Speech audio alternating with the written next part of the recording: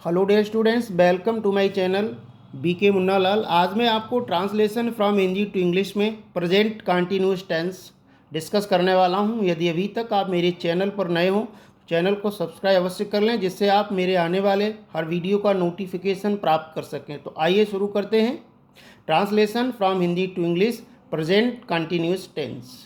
पहचान, इस टेंस में कार्य का वर्तमान में जारी रहना पाया जाता है।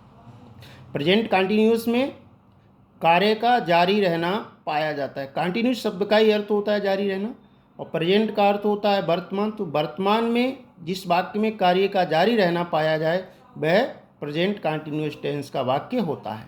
हिंदी वाक्यों के अंत में रहा है, रही है, रहे हैं, रहा हूँ आदि शब्द लगे रहते हैं। अब हम देखते हैं अफर्मेटिव सेंटेंसेस, सकारात्मक वाक्य। इनका अनुवाद किस प्रकार से करते हैं।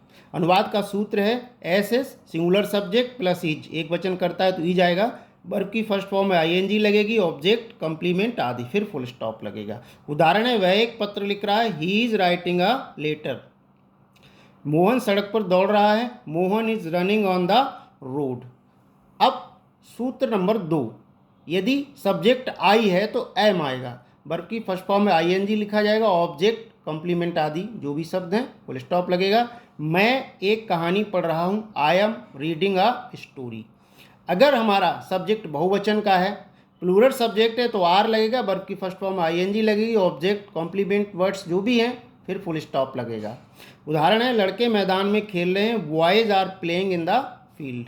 लड़कियां एक गीत गा रही हैं, girls are singing a song. चिड़ियां आसमान में उड़ रही हैं, birds are flying in the sky.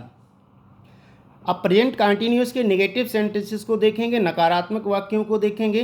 अनुवाद का सूत्र है, पहले सब्जेक्ट लिखा जाएगा, फिर सब्जेक्ट के अनुसार अगर वो एक वचन है तो इज लिखा जाएगा, सब्जेक्ट आई है तो एम लिखा जाएगा, प्लूरल सब्जेक्ट है तो आर लिखा जाएगा, और इसके बाद हमें नॉट लिख देना होगा। यानी इज एम आर के बाद नॉट लिखेंगे, वर्ब की फर्स्ट फॉर्म में आईएनजी लिखेंगे, ऑब्जेक्ट लिखेंगे, कॉम्प्लीमेंट वर्ड्स जो भी हैं वो लिखेंगे, फुल स्टॉप लगा देंगे।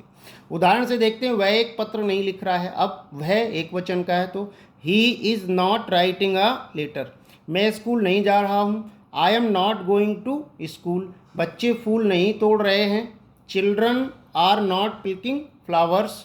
वे शोर नहीं मचा रहे हैं, बहुवचन में, they are not making a noise.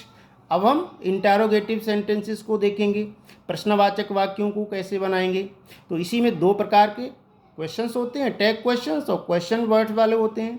Tag means क्या से आरंभ होने वाले प्रश्न। ऐसे में हमें क्या करना पड़ता है, अगर हमारा सब्जेक्ट एक वचन का है तो इज पहले लिखेंगे, फिर सब्जेक्ट लिखेंगे सिंगुलर सब्जेक्ट, वर्ब की फर्स्ट फॉर्म में आईएनजी लगेगी, ऑब्जेक्ट लिखेंगे, कॉम्प्लीमेंट लिखेंगे, और फिर क्वेश्चन मार्क लगा देंगे। उदाहरण है, क्या सूरज निकल रहा है, इज द सन राइजिंग। दूसरा है, क्या वह एक गीत गा रही है, is she singing a song. यदि सब्जेक्ट आई है तो सबसे पहले एम लिख देंगे, फिर आई को लिखेंगे, फिर वर्ब की फर्स्ट फॉर्म आईएनजी लिखेंगे, फिर ऑब्जेक्ट कॉम्प्लीमेंट आदि क्वेश्चन मार्क लगा देंगे। उदाहरण है, क्या मैं एक कहानी लिख रहा हूँ, am I writing a story.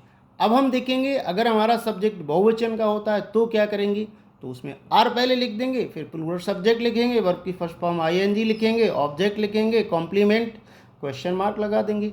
उदाहरण है, क्या वे हंस रहे हैं, are they laughing, question mark लगा दिया। क्या चिड़ियाँ आसमान में उड़ रही हैं, are the birds flying in the sky. अब क्वेश्चंस विद क्वेश्चन वर्ड्स, प्रश्नवाचक शब्द वाले प्रश्नों को देखेंगे। इसमें क्या होता है, सबसे पहले जो प्रश्नवाचक शब्द है उसे लिख देते हैं, फिर जो हेल्पिंग वर्ब है, इज है, आर है, एम है, उसको लिखते हैं, फिर सब्जेक्ट लिखते हैं, फिर वर्ब की फर्स्ट फॉर्म आईएनजी और ऑब्जेक्ट कंप्लीमेंट, फिर क्वेश्चन मार्क लगाते हैं। उदाहरण देखते हैं, वह एक पत्र क्यों लिख रहा है। अब क्यों शब्द की अंग्रेजी वाई होती है, इसे सबसे पहले लिखेंगे, वाई, फिर सहायक क्रिया is, subject he, writing a letter, why is he writing a letter. वे बांसुरी कैसे बजा रहे हैं, how are they playing on flute. आगे हैं, आप शोर क्यों मचा रहे हैं, why are you making a noise.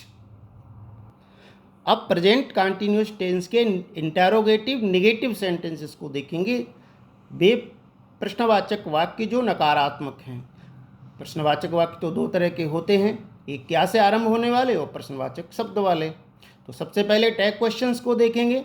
जो क्या से आरंभ होते हैं उनमें क्या करना होता है, सब्जेक्ट के अनुसार हमें इज एम आर को सब्जेक्ट से पहले लगाना होता है, फिर नॉट लिखना है सब्जेक्ट के बाद, वर्ब की फर्स्ट फॉर्म में आईएनजी, ऑब्जेक्ट, कम्प्लीमेंट और क्वेश्चन मार्क। अब उदाहरण देखते हैं। क्या किसान खेत नहीं जोत रहा है? अब एक वचन का है इसमें सब्जेक्ट, तो इज पहले लिखेंगे, is the farmer not ploughing the field. क्या लड़कियां गीत नहीं गा रही हैं? इसमें बहुवचन का सब्जेक्ट आर लिख देंगे, are the girls not singing a song. अब क्वेश्चन वर्ड्स वाले दिखेंगे जिनमें क्वेश्चन वर्ड बीच में आता है, तो इसमें क्या होता है, सबसे पहले क्वेश्चन वर्ड लिखते हैं, फिर इज एम आर लिखते हैं, सब्जेक्ट लिखेंगे, नॉट लिखेंगे, वर्ब की फर्स्ट फॉर्म में आईएनजी, ऑब्जेक्ट, कॉम्प्लीमेंट लिखकर क्वेश्चन मार्क लिख देंगे। उदाहरण है, क्या वह कमरे में क्यों नहीं सो रहा है? वह कमरे में क्यों नहीं सो रहा है, तो क्यों शब्द की अंग्रेजी सबसे पहले लिखेंगे, why is he not, subject के बाद नॉट लगाना है। स्लीपिंग इन द रूम, लड़के क्यों नहीं खेल रहे हैं, why are the boys not playing. आशा है डियर स्टूडेंट्स ये वीडियो आपको पसंद आया होगा। पसंद आया हो तो लाइक कीजिए, शेयर कीजिएगा और बने रहिए हमारे साथ आगे के टेंस के पार्ट्स जानने के लिए। Thanks for watching.